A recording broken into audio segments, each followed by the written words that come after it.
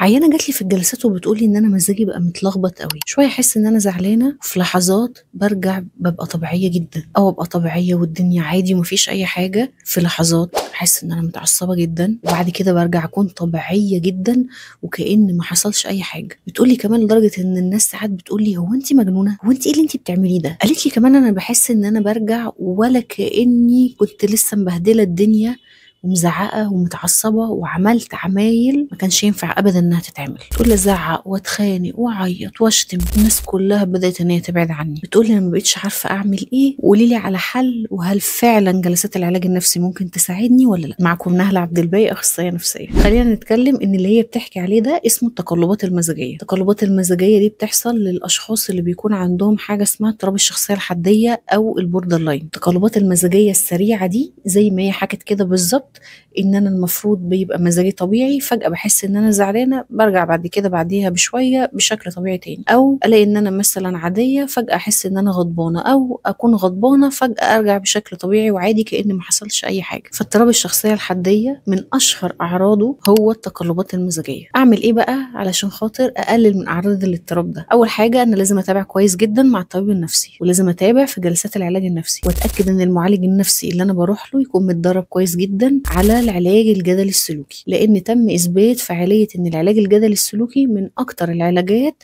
اللي فعلا بتكون بتساعد جدا مريضه اضطراب الشخصيه الحديه. فلو انت بتحسي ان انت بيجيلك تقلبات مزاجيه شديده، ما تتردديش ولو لثانيه واحده ان انت فعلا تلجئي لجلسات العلاج النفسي. لو عايزه تحجزي جلسه علاج نفسي اونلاين، هتلاقي لينك الحجز موجود في البايو اللي موجود في البروفايل بتاعي.